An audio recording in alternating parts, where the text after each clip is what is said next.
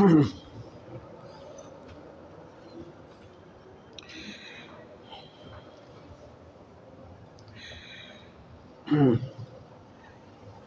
بالله من الشيطان الرجيم.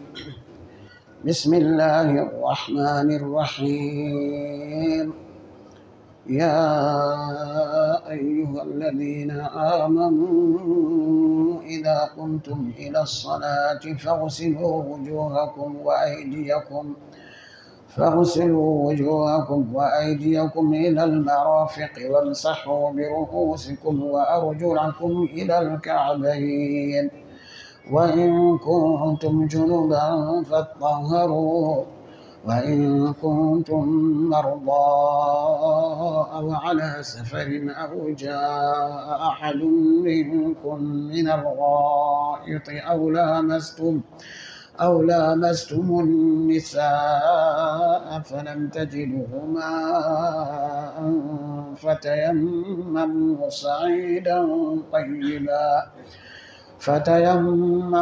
صعيدا طيبا فامسحوا بوجوهكم وأيديكم منه ما يريد الله ليجعل عليكم من حرج ولكن يريد ليطهركم وليتم نعمته عليكم لعلكم تشكرون. واذكروا نعمة الله عليكم وميثاقه الذي واثقكم به إذ قلتم سمعنا وأطعنا واتقوا الله إن الله عليم بذات الصدور. يا أيها الذين آمنوا كونوا قوامين لله شهداء بالقسط ولا يجرمنكم شنآن قوم على ألا تعدلوا اعدلوا هو أقرب للتقوى واتقوا الله إن الله خبير بما تعملون. وعد الله الذين آمنوا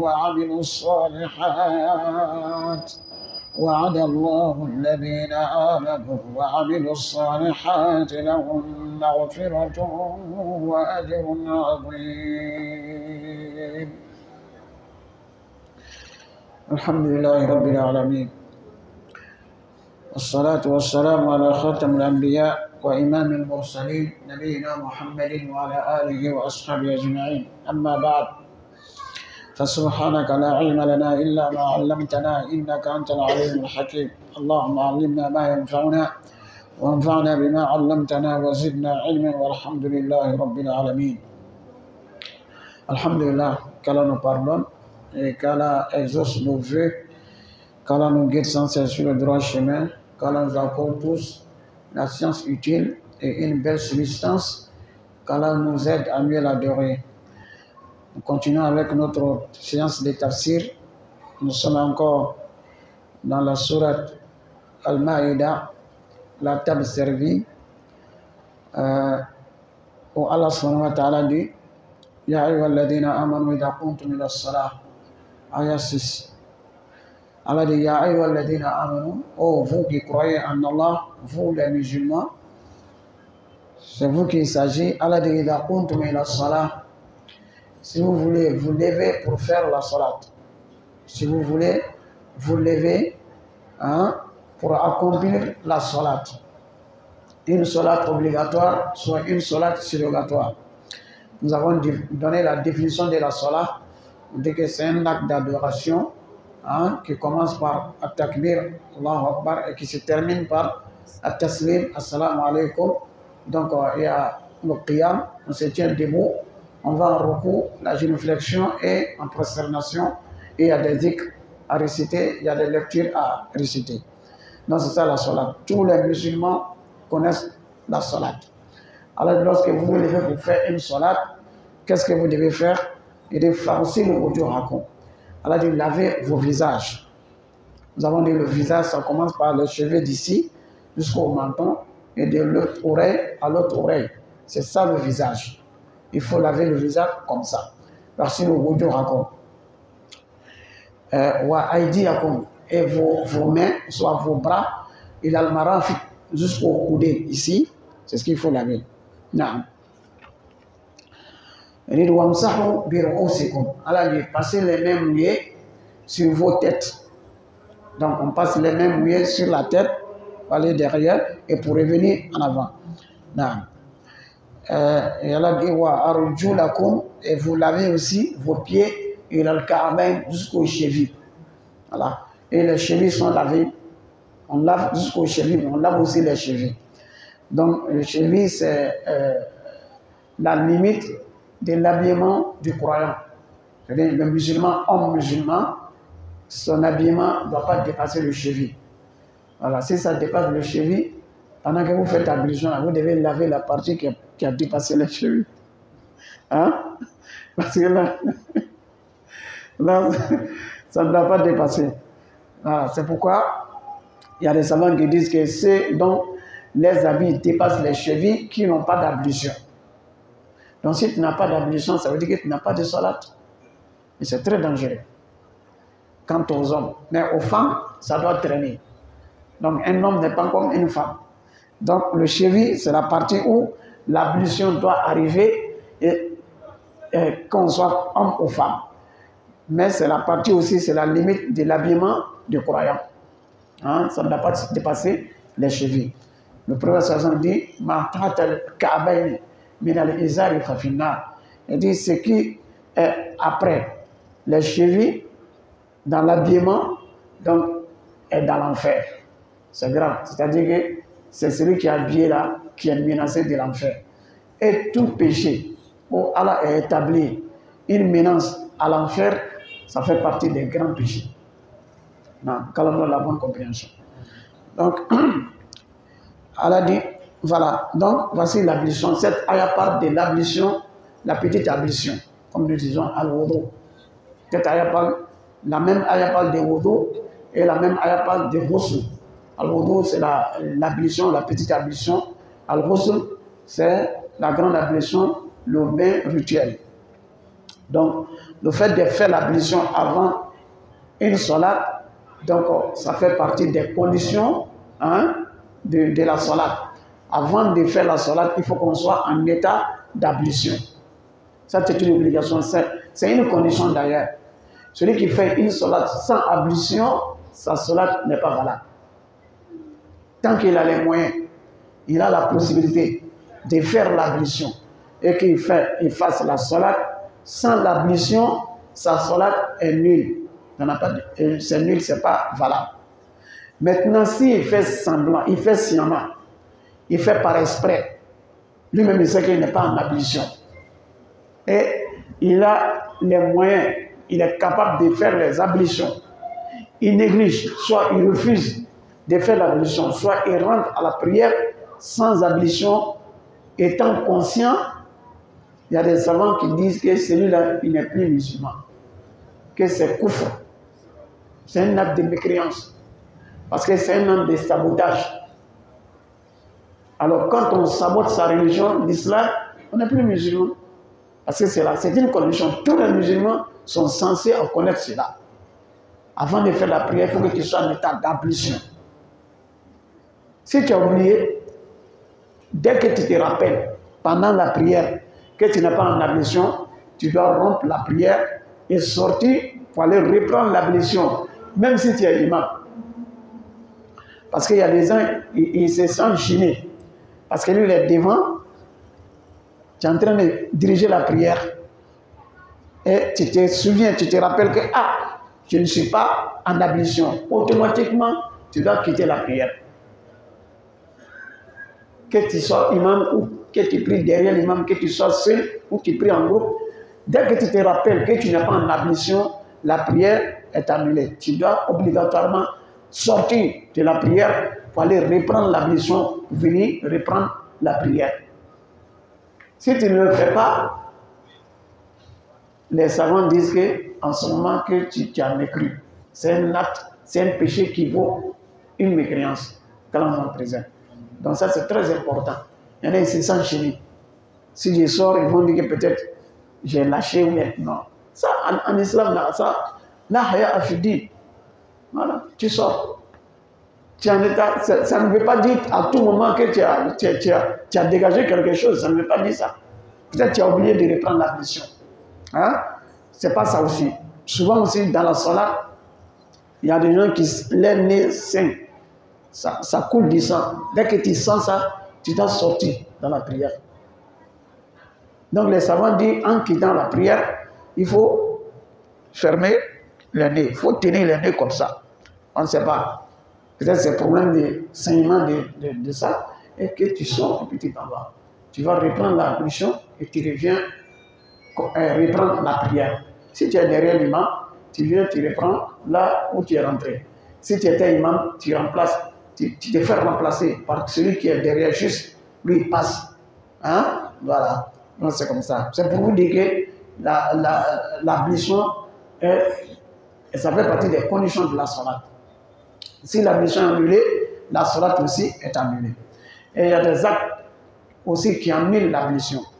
On a déjà fait l'ablution, mais il y a des actes, il y a des trucs qui annulent l'ablution. Hein? Voilà. Si on dégage quelque chose, ça annule l'ablution. Si on fait pipi ou on va à la scène, ça annule la petite ablution. Soit si on touche le sexe avec la paume de la main, ça annule l'ablution. Hein? Voilà, c'est comme ça. Donc si c'est ça, ce sont des actes qui annulent la petite ablution. Non. Donc c'est une obligation. Mais dans cette ayah, Allah a cité les actes obligatoires de l'ablution même, elle-même. Parce que dans l'ablution, il y a des actes qui sont obligatoires, il y en a qui sont surrogatoires. Le fait de laver les mains ici d'abord, hein, quand on commence l'ablution, on dit Bismillah, n'est-ce pas? Il faut commencer, on dit Bismillah. Est-ce que le fait de dire Bismillah avant l'ablution, c'est une obligation, mais c'est un acte surrogatoire? Il y a des savants qui disent que c'est une obligation. Il y en a qui disent que non, ce n'est pas obligation, parce que Allah n'a pas parlé de Bismillah ici. Il dit, il dit, lavez vos visages. Donc, ce qu'Allah a dit ici, hein, tous les savants sont unanimes là-dessus, que c'est ça, les obligations de l'ablution. C'est lesquelles, hein, lavez d'abord vos visages. Le fait de laver le visage, c'est un acte, c'est farid, ça fait fard. Mais fard est dans le wudu, c'est un acte obligatoire dans l'ablution. Le fait de laver la main jusqu'au coude. On a dit pour laver la main, ça commence par les ongles, à partir des ongles jusqu'au coude ici. Hein, il faut laver. Il faut bien laver. Il faut tourner comme ça, la main ici, bien laver. Parce qu'il y en a qui lavent, et puis ici, là, tu vois que c'est encore sec, c'est pas bon. Il faut toujours laver. Le prophète il a dit, ceux qui font l'ablution et que les parties qui sont concernées dans l'ablution ne sont pas atteintes, ne sont pas lavées, que ces parties-là sont menacées de l'enfer. Donc il faut bien faire son ablution. Donc le fait de laver les bras jusqu'ici au coude, c'est un acte obligatoire dans l'ablution. Et le fait de passer la main sur la tête, et laver les pieds aussi, c'est un acte obligatoire dans la prière. Tant que ces organes ne sont pas bien lavés, l'ablution n'est pas valable. Quand on lave les pieds, ça doit forcément arriver au cheville. Maintenant, le pied là, c'est partout, c'est tout le pied. Hein? Le bas et le haut des pieds. Tu laves tout. Entre les orteils, il faut les laver aussi. Hein? En bas. Donc, il ne faut pas laisser le pied dans la chaussure standard. Hein? Dans la chaussure, et puis tu verses l'eau dessus, comme ça.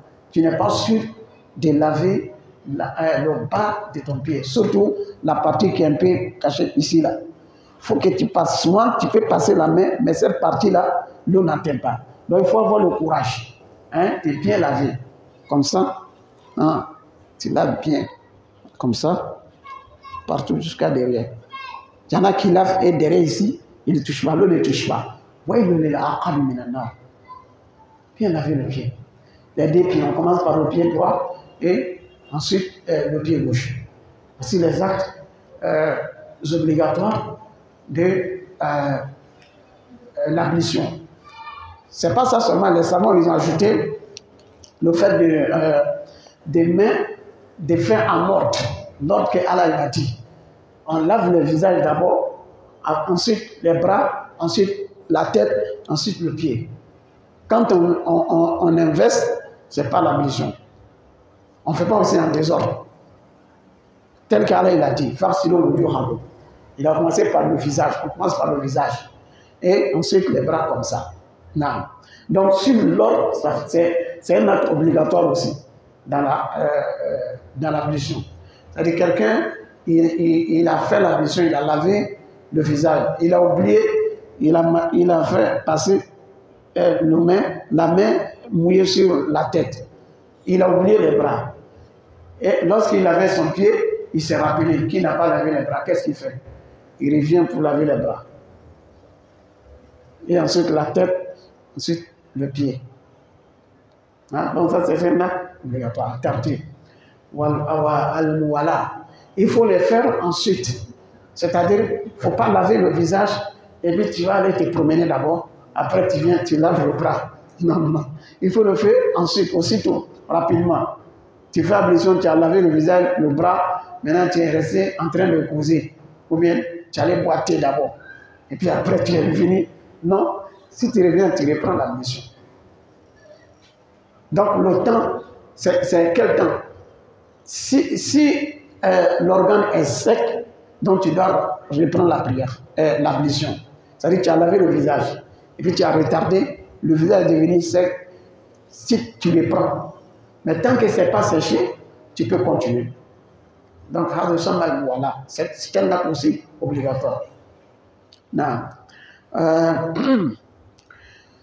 Maintenant, en commençant, on dit Bismillah. Il y a des savants qui disent que ça c'est obligatoire, il y en a qui disent que ce n'est pas obligatoire. Mais ils sont là-dessus pour dire qu'il faut dire Bismillah. Hein, si tu fais l'ablution en dehors des toilettes, parce qu'on peut faire l'ablution dans la toilette. Quand on fait dans la toilette, on ne dit pas Bismillah, on dit Bismillah avant d'entrer. Voilà. On ne prononce pas le nom d'Allah dans les toilettes. Donc si tu dois faire ton ablution dans la toilette, tu ne prononces pas Bismillah là-bas. Tu dis Bismillah d'abord avant d'entrer. Et donc ça c'est un acte obligatoire. Maintenant l'intention de l'ablution. Parce que c'est l'intention qui met la différence entre un acte d'adoration et un acte d'habitude. On se lave d'habitude. On se lave, on se mouille la tête, on se lave. Ça, c'est un bain d'habitude. On fait ça. Mais pour que ça soit un acte d'adoration, il faut que ça soit avec intention. Quelqu'un qui est venu la laver les organes, tout ça, sans l'intention de l'ablution, ce n'est pas valable. Il faut forcément l'intention. L'intention de faire l'ablution. Voilà. On n'a pas obligé aussi de prononcer l'intention. Dès que toi-même tu as pris le bouillard, c'est dans la tête, tu as déjà pris ça. Ton intention, tu pas. C'est de faire l'ablution pour accomplir un salat. Ça suffit. Ça suffit. Il faut toujours se rappeler de l'intention. Mais ce n'est pas compliqué. C'est très simple. Voilà. L'intention, c'est d'évoluer. L'intention de distinguer l'action d'un acte d'adoration et l'autre acte qui n'est pas d'adoration. C'est l'intention qui met la différence. Oui. Et deuxième volet de prise de l'intention, je fais mon ablution pour qui? À cause de quoi? Pour Allah. Parce que c'est Allah qui m'a recommandé, avant de faire la prière, de faire l'ablution. C'est comme ça. Donc il y a deux volets. Ce que je vais faire là, cet acte que je vais faire, c'est un acte d'adoration qui est l'ablution. Je prends l'intention de l'ablution. Et en même temps, mon ablution là, je l'ai faite pour qui? Pourquoi? Pourquoi je l'ai faite? Parce que c'est Allah qui m'a ordonné, qui me recommande de faire l'ablution avant de faire la salat. Donc l'intention, c'est un acte obligatoire de l'ablution. Mais ici, est-ce que Allah a parlé de l'intention? Oui, Allah a parlé de l'intention. Ya ayyuhalladhina amanu idha qumtum. Et si vous vous levez, le fait de se lever, il fallait faire quelque chose, ça vaut une intention. C'est ça? Voilà. Donc, l'intention est citée. Ça fait partie des actes obligatoires de l'ablution. Maintenant, laver la bouche, les narines, est-ce que c'est obligatoire ou pas? Il y a des savants qui disent que la bouche et les narines font partie du visage. Font partie du visage. Donc, si c'est ça le cas, donc laver la bouche et les narines devient obligatoire. Parce que ça fait partie du visage. Le visage, on a dit d'ici, non? Jusqu'ici, de là, ici. Il y a les narines, non? Il y a la bouche, et ça fait partie de là. Il y en a qui disent non, les narines, laver les narines, les bouches et absorber l'eau dans les narines, ça, c'est pas obligatoire, mais c'est un acte surrogatoire. C'est ainsi que le prophète sallam, il a fait son ablution. Dans tous les cas, il faut les faire.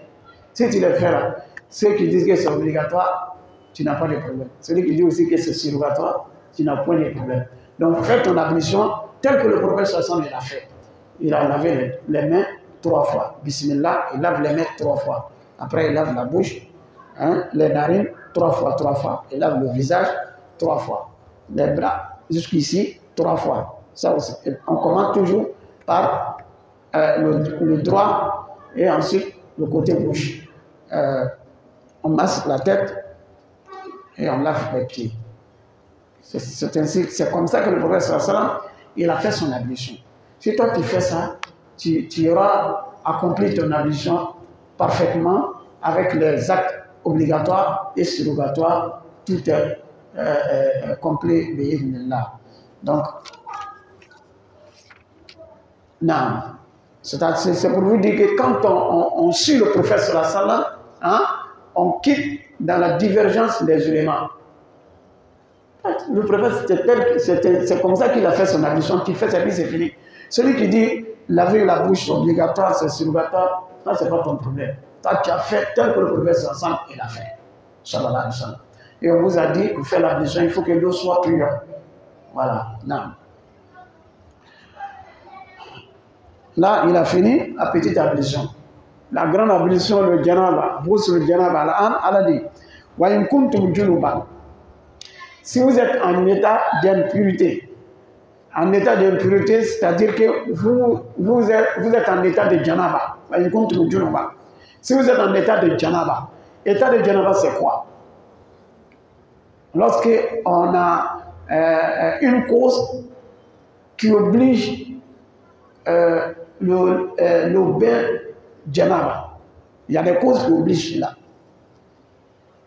Si vous avez ça, si vous êtes dans ces états, donc vous êtes en état de janaba. Allah dit fatahharu. Purifiez-vous. Purifiez-vous avec de l'eau. Le lavage de janaba aussi. On se lave de janaba. Allah dit fatahharu. Wa in kuntum junuban fatahharu. Et si vous êtes en état de janaba c'est quoi? Si on fait une cause qui oblige le lavage de janaba, le bain de janaba. Parmi ces causes-là, premièrement, un musulman, naturellement, musulman, il est en état de pureté. Le janaba a des causes. S'il y a eu un rapport intime entre l'homme et son épouse, donc les deux sont déjà en état de janaba.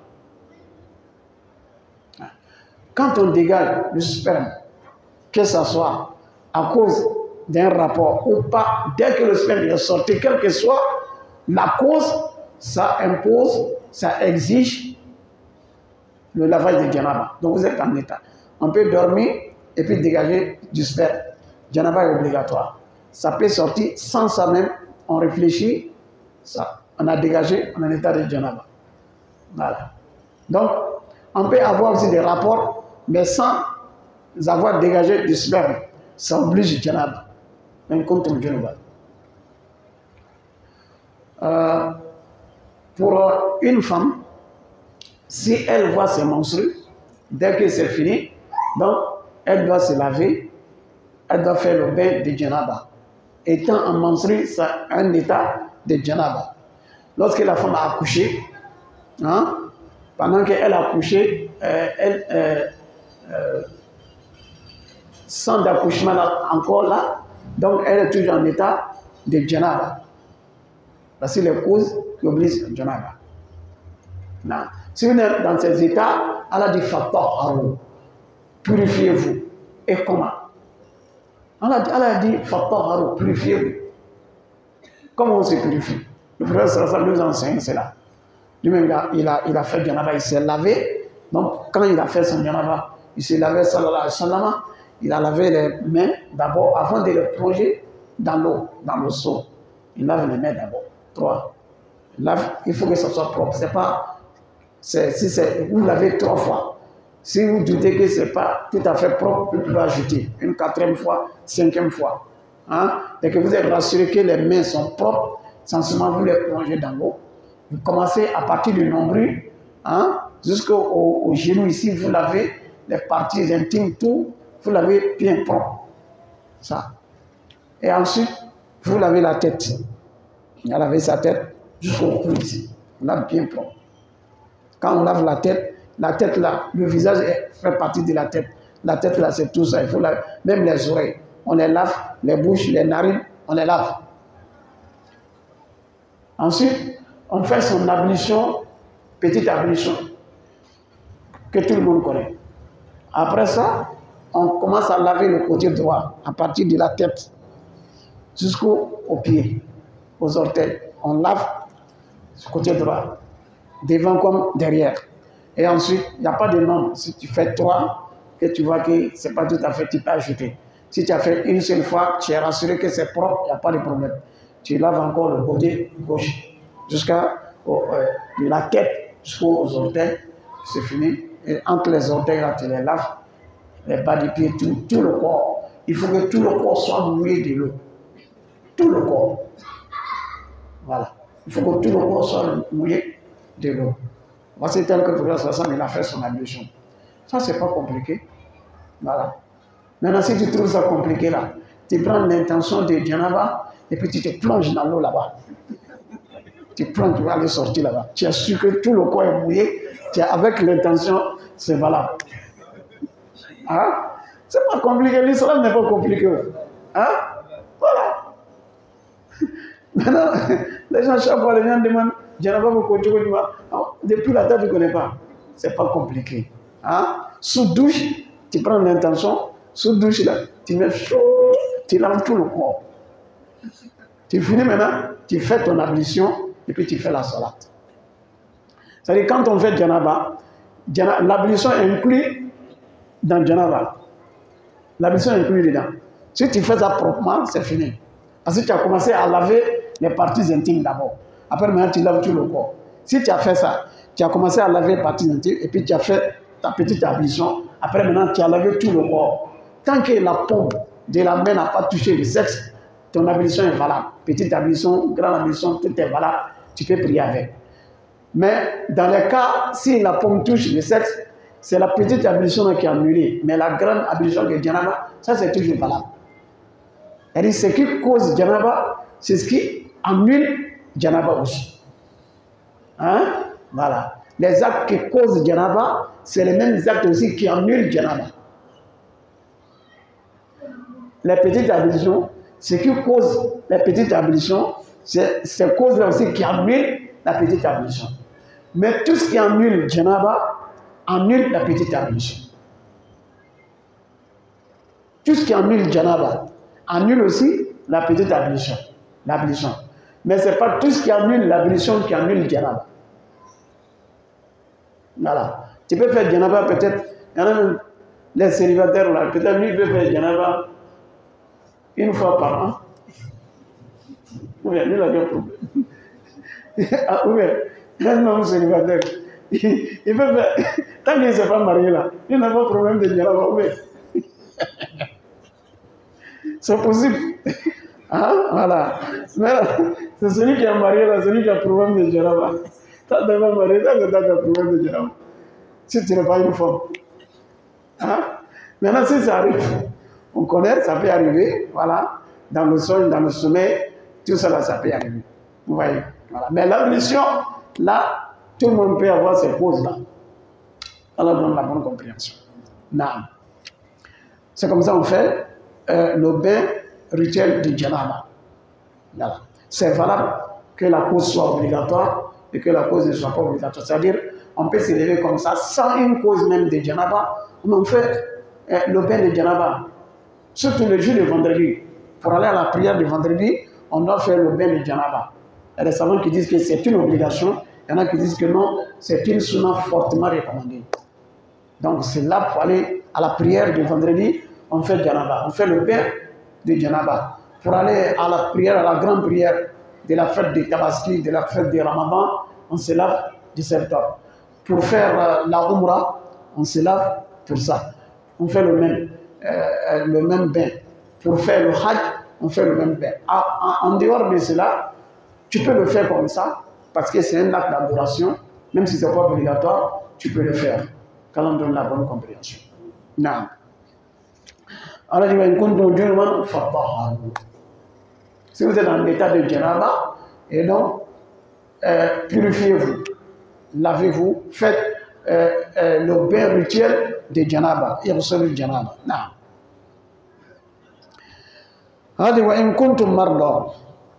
Si vous êtes malade, si vous étiez malade, hein, une maladie qui vous empêche d'utiliser l'eau. Il y a des maladies, quand on fait usage de l'eau, ça peut aggraver la maladie, ou même ça peut même causer la mort du malade. Donc si vous êtes malade, Allah dit si vous êtes malade, si vous étiez malade, si vous êtes malade, que vous ne pouvez pas utiliser l'eau. Car si vous les utilisez, ça peut aggraver votre maladie. Qu'est-ce qu'il faut?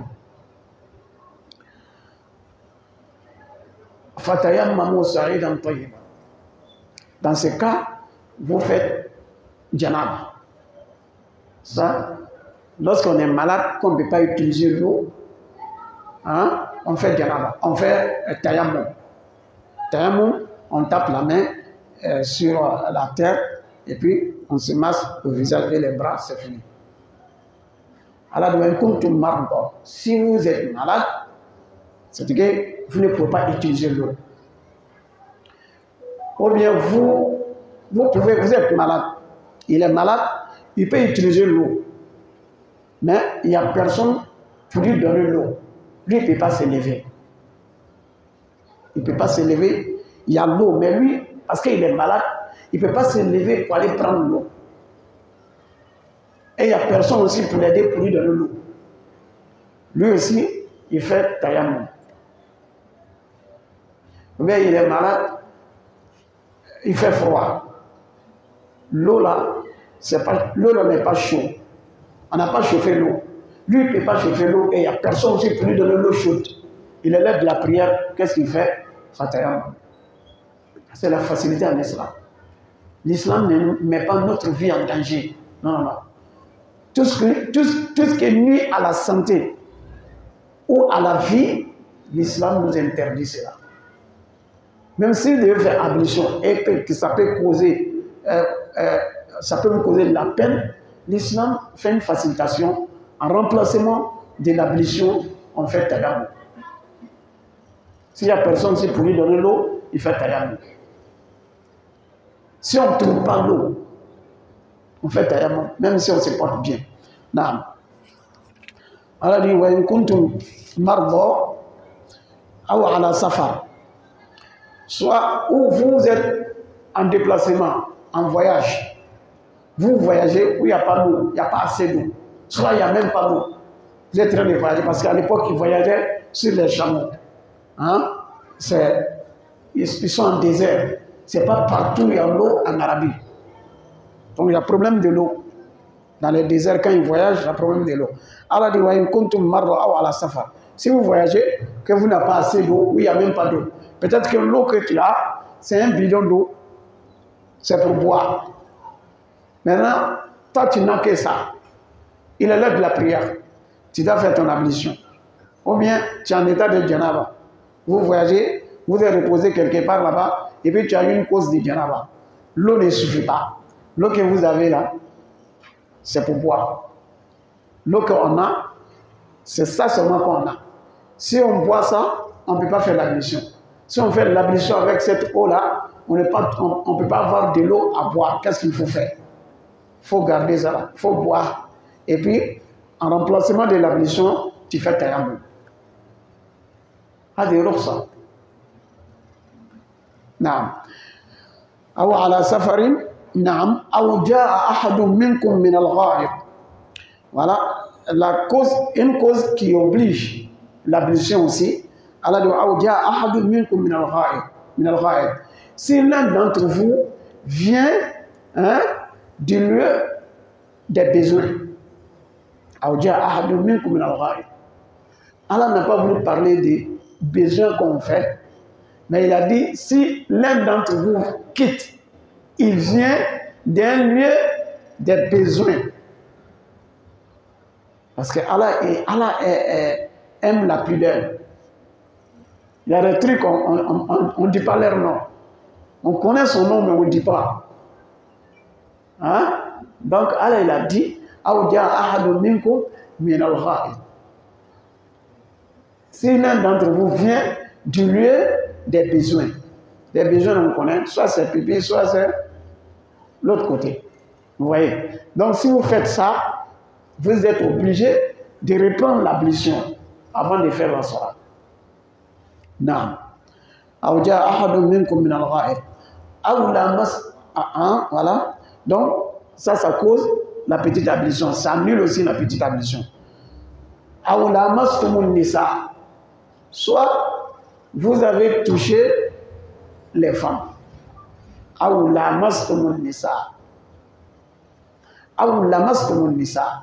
Soit vous avez touché les femmes.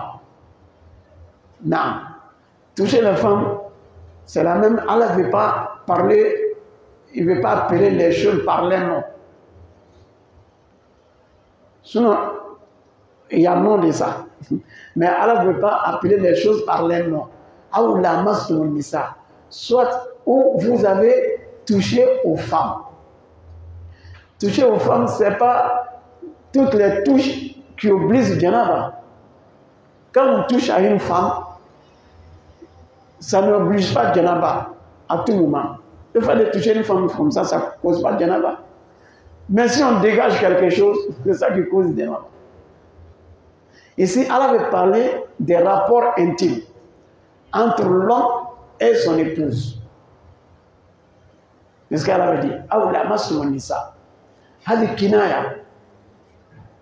Voilà, donc ce n'est pas toutes les choses qu'on dit leur nom. Quand on dit vous avez touché aux femmes, tout le monde sait. C'est Allah veut parler des rapports intimes entre l'homme et son épouse. Si ce cas arrive, vous êtes obligé de faire le grand bain al janaba. Non. Comme nous avons dit ça. Donc le rapport intime oblige janaba. Et ça aussi, ça annule aussi le janaba, comme nous l'avons dit. Il y en a qui disent, le fait même de toucher une femme qui n'est pas votre femme là, vous devez aller faire grand bain. C'est ça le problème. Parce que ça, c'est déjà haram. Toi, tu n'as pas le droit de toucher à une femme qui n'est pas ta femme. Voilà. Mais si c'est ta femme, tu peux toucher à ta femme sans problème. Mais si tu dégages quelque chose, c'est ce qui oblige le janaba. Ou bien s'il a eu rapport intime, c'est ce qui oblige le janaba. Voilà. Sinon, on peut donner bise à sa femme, on peut embrasser sa femme, on peut coucher à côté de sa femme, hein, on peut prendre son bras. Mais tant qu'on n'a pas dégagé quelque chose, il n'y a pas de janaba, il n'y a pas de problème. Le prophète lui-même, salam, parfois, il fait ses ablutions avant d'aller à la mosquée là. Il fait accolade à nos mamans, ses épouses. Et puis il sort pour aller à la mosquée. Il ne reprend pas l'ablution. Hein? Voilà. On a demandé à notre mère Aïcha, est-ce que le prophète faisait ça? Pendant qu'il gênait à des jours, il gênait. Et puis il fait accolade à nos mamans. ça n'annule pas son jeûne. On a demandé à notre mère Aïcha, est-ce que le prophète a dit oui, il faisait ça souvent. Voilà. Mais nous autres, là, est-ce que nous on peut faire? Elle dit, qui d'entre vous a maîtrise du soir comme le prophète alayhi salatu wassalam? Lui, il est extraordinaire. Ce n'est pas toutes les choses qu'on pratique. Hein? Donc, le prophète sallallahu alayhi wa sallam, lui, il a maîtrise du soir. Lui, il peut gêner, il n'a pas de problème, il fait accolade à sa femme, ça ne gêne, ça ne dit rien. Donc, tu sais que tu peux faire ça, et puis sans rien sentir, ça n'annule pas ton jeûne, il n'y a pas de problème. Si tu sais que tu peux toucher à ta femme, et puis aller à la mosquée, ça ne peut pas annuler ton ablution, il n'y a pas de problème. Chacun se connaît. Voilà. Non. Donc, souvent on peut toucher à la femme sans le rapport, mais ça annule la petite ablution, mais ça n'annule pas la grande ablution. Parce que pour que ça annule Janaba, il faut qu'on dégage du sperme, ou soit il y a eu rapport. Voilà. Mais si c'est sa femme, il a touché à sa femme, il n'y a pas eu de rapport, mais il a senti quelque chose, hein? Voilà, il a dégagé quelque chose. C'est pas en tout moment, c'est pas le sperme. Il y a des liquides qui sortent avant le sperme. Ces liquides-là, il y a mani, il y a wadi, voilà. Donc ces liquides-là qui sortent dans le sexe, c'est le sperme uniquement qui oblige Janaba chez les hommes. Mais chez les femmes, c'est le sperme et les menstrues. Et le sang qui coule après l'accouchement. Donc s'il a touché à sa femme, lui-même, son épouse, et puis il a senti quelque chose, mais qui n'a pas du sperme, il n'y a pas eu de rapport, c'est sa petite ablution qui est annulée. Mais la Janaba n'est pas encore obligatoire. Si c'est une autre femme, là c'est grave. Voilà. Si ce n'est pas son épouse, c'est grave. Donc un homme musulman, le croyant, n'a pas le droit de toucher aux femmes d'autrui. Vous les serrer les mains. Non, non, non. Si tu serres la main à une femme qui n'est pas ta femme là, la moindre des choses, c'est que ton ablution là, c'est annulé. On va venir mentir ici que tu n'as rien senti. Ah, il y a un imam ici. Il m'a fait rire. Il dit, lui, il dit les imams qui serrent la main aux femmes là. Il dit, si lui a vu un imam à serrer la main d'une autre femme qui n'est pas sa femme, et que tant que l'imam n'a pas repris son ablution, lui ne peut pas derrière lui. Mais il a raison. Il a raison. Allez, ce n'est pas sa femme. Même si c'est ta femme là, ça peut annuler la petite ablution. Mais si c'est une autre femme là, il dit non, non, non. Lui, si lui voit un imam qui a touché, qui a serré à la main d'une autre femme, et tant que cet imam n'a pas allé reprendre son ablution devant lui là, et lui ne prie pas derrière lui. Parce que chez lui, son ablution est annulée. Ah, on a ça. Ça, c'est la moindre des choses. S'il n'a pas, le fait de toucher aux femmes, si ça n'annule pas Janaba, certainement ça va annuler la petite ablution. Si ça n'a pas causé la grande ablution, ça va causer la petite ablution. Le prophète sallallahu alayhi wa sallam, il a dit, inni là au sort faire ça. Il dit, moi je ne serre pas la main aux femmes. Le prophète lui-même il a dit ça. Sallallahu alayhi wa sallam. Il dit que tu ailles mettre ta main dans le feu, c'est moins mal que de toucher à une femme qui n'est pas ta femme. Sauf si c'est ta mère, ou bien les mamans, les épouses de ton père, tes soeurs, tes filles, voilà, ou des vieilles mamans, où on ne sent rien, voilà. À part ça, là tu touches aux femmes, c'est un grand péché. Le prophète a dit que tu ailles mettre ta main dans le feu, c'est moins mal que de toucher à une femme qui n'est pas ta femme. Il a dit, il est là, on s'en fout ça. Faut pas toi, tu vas venir dire que non, toi, tu n'as pas d'intention. Le prophète là, lui, il n'a pas d'intention. Et si on voit en général même, toutes les femmes musulmanes sont les filles du prophète alayhi salatu wassalam. Mais il a dit qu'il ne touche pas aux femmes, à part ses épouses et ses filles. Donc, quand il ne faut pas venir faire polémique, ils sont là, ils touchent aux femmes, et puis après, que moi, non, ça ne me dit rien. Ceux qui refusent de serrer la main aux femmes, on les traite des extrémistes, ils exagèrent. Non, non, si c'est ça, l'extrémisme, c'est que c'est le prophète qui a commencé. Il est là où ça finit ça. Même quand il faisait baya, il prenait baya des femmes, il ne les a pas touchées. Mais quand il fait baya à un homme, l'homme met sa main dans la main du prophète, alayhi salatu salam. Inna alladhina yubay'unaka innama yubay'una Allah. Yadullah fawqa aydihim. Mais quand il arrive aux femmes, il n'a pas touché les mains. Il a fait ça comme ça. Mais il y a des gens aujourd'hui, je ne sais pas comment ils sont. Peut-être qu'ils sont plus que le prophète alayhi salatu salam. Pour faire droit aux femmes, ils attrapent leur tête pour faire droit. Il y en a qui attrapent la main des femmes pour faire droit. Que lui, les chefs. C'est quel type de chef? Tu ne peux pas faire droit sans toucher à la femme. Est-ce que pour faire droit là, c'est une condition, pour faire droit pour quelqu'un, c'est une condition de serrer sa main? Non. Même un homme, ce n'est pas une condition, tu fais droit pour lui, tu prends sa main pour faire droit, ou bien tu prends sa tête pour faire droit. Il y en a qui sont là, et quand les gens viennent, parce qu'ils sont chefs, ils enlèvent leur chapeau, lui il met la main dessus comme ça. Ça, ce n'est pas islamique. Ça, on a vu ça chez les autres. C'est à l'église qu'on fait ça. Quand ils ont met la main derrière. Il y a des imams qui ont commencé à pratiquer ça. Quand les gens viennent, hein, et puis ils s'abaissent les mains, c'est pas bon. Après là, c'est pour donner, pour mettre bonbon dans les bouches. C'est-à-dire que c'est qu'on fait à l'église là. Vous allez voir tout, wallah. Le professeur il a dit. Il dit, la tattabi'unna sanana man kana qablakum. Hazwa al-qudzati bil-qudza. Ça, c'est pas bon. Donc, il ne faut pas toucher aux femmes. Il y en a qui disent, non, moi, je touche, je sens rien, ça ne me dit rien. Si toi, tu touches à une femme, et puis ça ne te dit rien là, c'est que toi-même, tu ne vaux rien.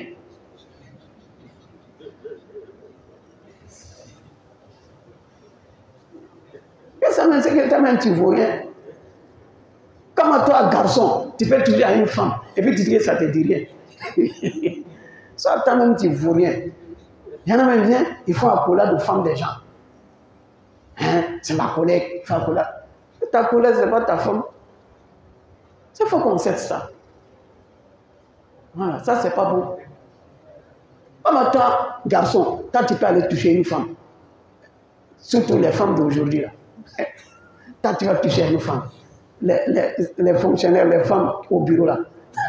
Toi, tu vas les toucher. Et puis, tu fais ta collade. Et puis, ça te dit rien. Non, mon ami, c'est que toi, tu ne vaux rien. Donc, il y a quelque chose qui ne va pas en toi. Si tu touches à une femme et que ça ne te dit rien, il faut aller te soigner. C'est que toi, là-même, ce n'est pas la peine. Donc, il ne faut pas venir mentir, faire polémique ici. Même si ça ne te dit rien là, tu ne dois pas toucher. Voilà, c'est fini. Alors, la masse, tout le monde dit ça. Hein? Voilà. Falam tajidu ma'an. Si vous avez touché à une femme, vous avez touché à une femme, vous avez eu rapport avec vos épouses. Hein? Donc, vous avez janaba. Allah dit, falam tajidu ma'an. Si vous n'avez pas trouvé de l'eau pour faire le bain de janaba, qu'est-ce que vous devez faire? Fatayammamu. Également, vous faites tayammam. Hein? Fatayammamu, il fait tayammam sa'idan tayyiban sur une terre pure, où il n'y a pas de saleté. Hein? La terre, ou bien les sables, soit les pierres, tout ce qui est de la terre. Hein?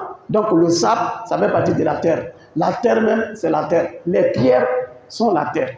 On peut faire tayammam sur des pierres. Tu sors comme ça devant, tu tapes ta main comme ça sur la terre, soit sur sable, soit sur les pierres. Hein? Tu prends ça, et puis bon, comme ça, c'est fini. C'est pas compliqué. C'est pas pour faire comme ça, pour mettre saleté, pour mettre poussière sur ton visage. Non, non, c'est pas l'eau. Tu touches seulement. Et puis tu enlèves. Maintenant, s'il y a des petits bâtons qui peuvent rentrer dans tes yeux, les savants disent, fais comme ça, vous faites tomber les petits bâtons, et puis tu fais passer comme ça, une fois, et puis la main aussi comme ça, Comme ça. Il y en a qui disent que c'est ici seulement. Il y en a qui disent qu'il faut arriver ici. Tout est vérifié. Tout est valable. Une seule fois, soit on tape la main une seule fois pour masser le visage et la main. Une fois. Il y en a qui disent non, une fois pour le visage et l'autre fois pour les bras. Avec l'intention, et puis c'est fini. Que ce soit la grande ablution, que ce soit petite ablution, c'est valable pour toi. Tu peux faire ta prière. Hein? Tu peux lire le Coran avec ça. Hein? Voilà. Tu peux faire tous les actes d'adoration avec ça tant qu'il n'y a pas l'eau. Mais dès qu'on a l'eau, tayammum est annulé. Tant qu'il y a l'eau, dès qu'on a l'eau, le tayammum est annulé. C'est-à-dire que tu as fait tayammum. En train de faire, l'eau était coupée. Il avait coupé d'eau. Toi, tu as fait tayammum. Pendant que tu as dit Allah, tu es en train de prier, l'eau est en train de dire, il faut arrêter la prière. Il faut aller reprendre. Tu arrêtes la prière, tu vas aller faire tayammum, vraie ablution, et puis tu viens faire la prière. Donc, tant qu'on a l'eau, quand on est capable d'utiliser l'eau, on ne fait pas tayammum. Ida ja alma batala tayammum. Lorsque l'eau arrive, donc le tayammum est annulé. Quand on a la bonne compréhension. Fatayammamu sa'idan tayyiban famsahu biwujuhikum wa aydikum. Donc quand on fait tayammum, on masse les visages, hein, et les mains. Il y en a qui disent que ça arrête là, il y en a qui disent qu'il faut arriver jusqu'au coude. Naam. Famsahu biwujuhikum wa aydikum minhu. Ça fait partie aussi de tayammum. Allah dit ma yuridullahu liyaj'ala alaykum min haraj. Il dit Allah ne veut jamais vous causer du tort. Non, Allah ne veut pas vous causer du tort. Allah ne veut pas vous gêner. Hein? Ma yuridullahu liyaj'ala alaykum min haraj. Allah ne veut pas vous gêner. Il ne veut pas vous causer du tort. L'islam c'est facile. L'adoration est facile. Allah a simplifié pour nous. Allah ne veut pas nous gêner. Ma yuridullahu liyaj'ala alaykum min haraj. Ne voyez pas ça comme une complication. Ça, ce n'est pas une complication. Est-ce que faire ablution, c'est compliqué? Ce n'est pas compliqué. Il faut utiliser l'eau. Mais quand tu fais froid, tu n'as pas pu chauffer l'eau, tu es malade, il dit de faire tayammum. C'est ça, c'est compliqué. Donc, on a fait tout cela pour vous faire la facilité. Yuridullahu bikumul yusr. Voilà, yuridu bikumul usr. Allah veut la facilité pour vous. Allah ne veut jamais la complication pour vous. Donc, il n'y a aucune complication dans la religion. Dans la religion, non. وَمَا جَعَلَيْكُمْ فِي الدِّينِ مِنْ حَرَجٍ. Il n'y a aucune complication dans la religion. Qu'est-ce qui est difficile dans la religion, en islam là? Qu'est-ce qu'on ne peut pas faire? Qu'est-ce qu'il y a en islam qu'on ne peut pas faire? Qu'est-ce que Allah nous a recommandé qu'on ne peut pas faire? Moi, je ne vois pas. Donc, c'est que toi, tu ne peux pas faire là. Quelqu'un d'autre peut faire. Aujourd'hui, tu ne peux pas faire ça aujourd'hui, mais demain, tu pourras le faire. C'est ça. Allah ne nous a imposé que ce que nous pouvons. Allah ne charge aucune âme, hein, que ce qu'elle peut. Même la salat, on se tient debout pour faire la salat. Tiens-toi debout pour faire la salat. Si tu ne peux pas, il faut prier étant assis. Tu es malade, tu ne peux même pas te lever pour t'asseoir. Fais prière, fais ta salat sur le lit pendant que tu es couché. Il y a plus facile que ça.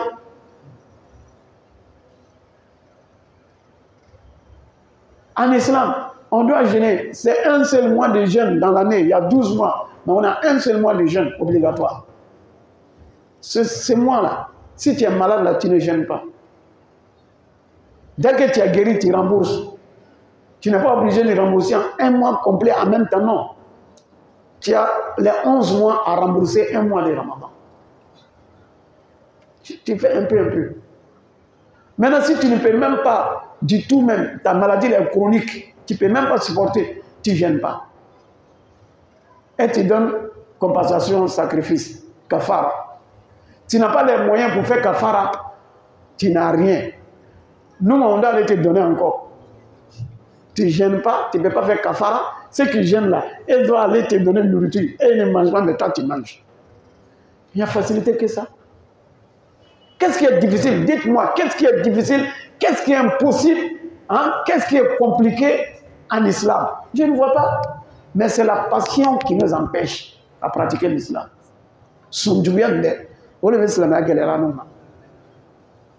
Voilà, on ne veut pas faire. On suit l'âme, la passion de l'âme. C'est compliqué, c'est difficile. Qu'est-ce qui est difficile en islam? Tout ce qu'on traite de difficile en islam, là, on fait plus que ça ailleurs. Mais si c'est pour faire à cause d'Allah, on trouve que c'est compliqué. 5 prières obligatoires. Dans la journée, 5 prières. Ça prend combien de temps? Le temps de prier avec son ablution même. Ablution là, c'est 5 minutes.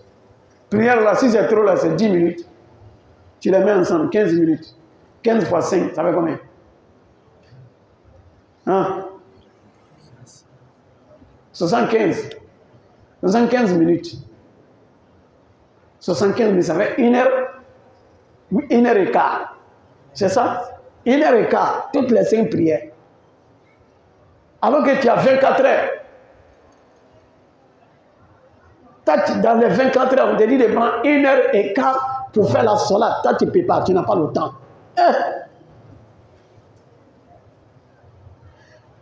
Et y a-t-il facile que ça? Quand on fait la prière, une fois ça dépasse 10 minutes, non, c'est là, les prières, là, on ne peut pas supporter. Quand tu sors de la mosquée, tu es arrêté à l'arrêt du bus, là. Tu prends combien de temps? Hein? On prend combien de temps à l'arrêt du bus? Tu es arrêté. Bus, là, vient, tu montes, tu es arrêté, il n'y a pas de place. Tu supportes tout ça. Mais pour t'arrêter dans la mosquée, l'imam est venu en retard 5 minutes seulement. On a des problèmes. Est-ce que nous, là... Est-ce qu'on se... On n'a qu'à se revoir. Hein? Est-ce que ça c'est difficile? Tout ce que les gens disent que c'est difficile en islam là, ils font ça en dehors de l'islam, ils font plus que ça. Mais si c'est Allah qui recommande, ça devient difficile. Oh, c'est qu'il y a quelque chose qui ne va pas. Il y en a là, si on prend exemple des barbes comme ça, regardez la barbe là, oh non, vraiment, maintenant, comme c'est devenu style maintenant, tout le monde porte, il n'y a pas de problème. Hein? Ceux qui rasent la barbe là, ça ne les gêne pas. Hein? Mais si c'est Allah qui avait demandé de raser les barbes là, ils vont dire non, c'est trop compliqué, si je rase, j'ai les boutons. Parce que si Allah recommande, ça devient difficile. Mais si c'est son âme qui recommande, c'est facile. Oui. Sinon, danser là, c'est plus que prier. Ou bien, danser même. Hein? C'est difficile de prier. Mais on va danser toute la nuit. Mais prier 10 minutes à Fadil, on ne peut pas. Hein? Allez jouer ballon. Allez jouer ballon là, 60, c'est combien? 90 minutes. En vue 90 minutes. Ça ne nous gêne pas. Mais venir prier là, c'est ça qui est compliqué. Il y a des gens, ils sont dans le quartier. Matin là, prière de 5 heures là. Oh non, il ne peut pas. Voici la mosquée. Peut-être 5 minutes, il est à la mosquée. Il ne peut pas faire ça. Mais il se lève le matin, il fait froid, il porte culotte, t-shirt là. Il fait froid, il se lève. Il fait footing, il fait sport. Il va aller jusqu'à Port-Bouy, à l'aéroport, pour revenir. Il court pour aller là pour revenir. Il peut le faire. Mais de quitter chez lui pour venir à la mosquée là, il ne peut pas faire. T'as là, tu peux dire que l'islam, la prière est compliquée.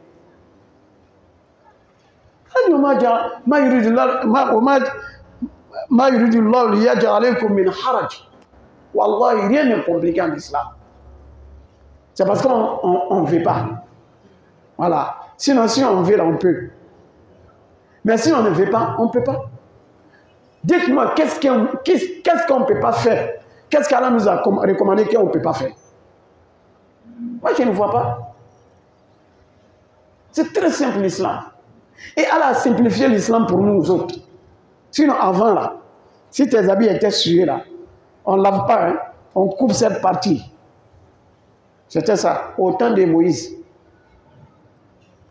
Si pipi a touché ton habit, ou bien saleté, ou bien souillure à toucher là. Nous, on lave et puis c'est propre. À l'époque, on ne lavait pas. Une fois ça a touché, tu coupes cette partie. Et puis tu trouves une partie où venir couler. Même si on lave là, ça ne serait pas pur. Mais nous, on lave, c'est pur. On fait quoi encore? La prière, c'était 50 prières. Elle a réduit jusqu'à 5. On dit c'est difficile. Quand même. Ma yuridullah liyaj'ala alaykum fi ddini min haraj. Hein? Voilà. Ma yuridullah liyaj'ala alaykum min haraj. Allah ne veut pas vous causer du tort, il ne veut pas vous gêner. Walakin yuridu liyutahhirakum. Mais plutôt, Allah veut vous purifier. Quand on fait son ablution, on est purifié. L'ablution, ça nous purifie des souillures et ça nous purifie des péchés. Voilà qu'il nous le raconte. Quand on n'a pas de péché, là, on est purifié. Même si on se lave avec tous les eaux du monde, avec tous les savons là, tant qu'on a péché là, on n'est pas pur. Quand tu fais tes ablutions, le prophète sallallahu alayhi wa sallam dit, celui qui fait son ablution, il dit, l'eau de l'ablution quitte avec ses péchés. Ça quitte les souillures, les saletés là, ça lave le corps des saletés et ça lave ton cœur des péchés. Donc même si tu n'as pas de cause d'ablution, c'est bon de faire les ablutions pour laver les péchés. Voilà que Yuri doit dire encore. Allah veut vous purifier de vos péchés. Quand on fait son ablution, les mains là, tu fais les ablutions, tu as lavé les mains, c'est que les mains ont touché qui n'est pas permis. Allah pardonne ça. Tu laves le visage, c'est que le visage a regardé comme ça. Ça lave ça. Les bras, ça lave. Et donc, jusqu'à ce que tous tes péchés sortent avec le dernier goût de l'ablution de ton corps. Voilà que yuridu liyutahhirakum. Allah veut simplement vous purifier de vos péchés. Quand on fait son ablution, l'ablution c'est une purification. Ça efface les péchés. Tu as fini de faire ton ablution. Tu lèves la main. Ashhadu an la ilaha illallah wa ashhadu anna Muhammadan abduhu wa rasuluhu. Le prophète dit celui qui fait son ablution correctement. Et à la fin, il dit ça. Ashhadu an la ilaha illallah wa ashhadu anna Muhammadan abduhu wa rasuluhu. Il dit Allah lui donne le choix. Il ouvre toutes les portes, les 8 portes du paradis. Et il lui donne le choix d'entrer par n'importe quelle porte. Voilà qu'il lui dit et Allah veut parachever sa grâce sur vous. Faire des ablutions, c'est une cause d'avoir accès au paradis. Il va vous purifier, ça efface vos péchés. C'est une cause d'avoir accès au paradis. Naam. La'allakum tashkurun. Allah fait tout cela afin que vous soyez reconnaissants. Et donc quand on fait sa prière, on est purifié. On fait l'ablution, on est purifié. Hein? Donc, faites beaucoup l'ablution. La yuhafiz ala al-wudu illa mu'min. Celui qui est assidu à l'ablution. C'est-à-dire à tout moment, il faut être en état d'ablution. Même si ce n'est pas pour faire la salade. Dès que tu vas au besoin, si tu sors là, fais tes ablutions. C'est une purification. À tout moment, les autres là, au lieu de dire des gens d'être des musulmans, on dit non, quand ils sortent là, il faut prendre papier hygiénique là, ils lavent les mains et puis ils s'en vont. Oui, vous, on lave les mains, mais nous les musulmans, on lave les mains, on lave le visage, on lave les pieds. À chaque fois, tu quittes les besoins, tu fais tes ablutions. Hein? C'est la propriété. N'est-ce pas? At-tahuru shatrul iman. La propriété est la moitié de la foi en islam. Le musulman, il est toujours propre. Saleté, là, ce n'est pas dans l'islam. Il n'y a pas de saleté en islam. Donc, quelqu'un qui est sale, là, non, ce n'est pas l'islam qui lui recommande ça. L'islam recommande la propriété. Il faut être toujours propre. Tes habits doivent être propres, même si ce n'est pas neuf. Hein? Mais ça doit être propre. Même si tu as un seul habit là. Mais tu peux avoir le soin de les laver la nuit. Tu les laves la nuit, la journée, tu les portes. Il faut que tu sois propre. L'islam, c'est la propriété. Donc, on ne peut pas accuser les musulmans de saleté. Il y en a qui disent non, les musulmans, là, s'ils viennent au pouvoir, c'est pour verser de l'eau partout au plateau là-bas. Donc, on va venir déposer les prières partout au plateau et puis on va verser l'eau partout. On va prier partout pour verser l'eau. Non, la prière là, c'est pour bénir le pays. Quand on fait ablution, on verse l'eau partout là. On est d'accord avec ça. Nous, on verse l'eau partout. Mais vous pissez partout. Qui est propre? C'est ça. L'islam, c'est la propriété. En islam, on ne mange pas avec la main gauche. Il faut toujours manger avec la main droite. Hein? Vous dites les musulmans, ils sont sales. Hein? Chaque fois, ils lavent les... Ouais, nous, on sait que là-bas, c'est sinon on lave. Mais vous ne lavez pas. Qui a mauvaise odeur? Qui sent mauvais? Nous, au moins, on lave avec l'eau. Mais vous lavez avec l'eau. Qui sent mauvais? Chaque fois que tu vois, tu dois te laver. Tu dois laver les parties intimes. Voilà. Après, tu sors, tu laves la main, tu laves le visage. Donc, nous, on est d'accord. Nous, en tout cas, nous, on verse l'eau partout. Mais vous pissez partout. Donc, c'est l'islam qui est propre. Pour terminer, c'est un de mes oussas qui m'a dit ça. Il dit, aux États-Unis, un musulman, il est venu, il est sorti dans les toilettes. Il est venu, il a fait son ablution. Et donc, arrivé au pied, il a mis son pied dans le lavabo là pour laver. L'autre qui n'est pas musulman, il dit, non, comment tu peux faire ça? Tu peux mettre tes pieds dans le lavabo pour laver? Il dit, l'accuse, non, mais c'est... Il lui a demandé. Lui qui n'est pas musulman, il dit aux musulmans là, ici, là, on lave le visage, ce n'est pas le pied. Il lui a demandé, il dit, toi, tu laves ton visage là, combien de fois par jour? Il dit, une fois. Ah, il dit, toi, tu laves ton visage une fois par jour. Mais moi, mon pied là, je le lave 5 fois par jour. Donc, moi, mon pied est plus propre que toi, ton visage. Wallahu ta'ala alam. Wa sallallahu alayhi wa sallam.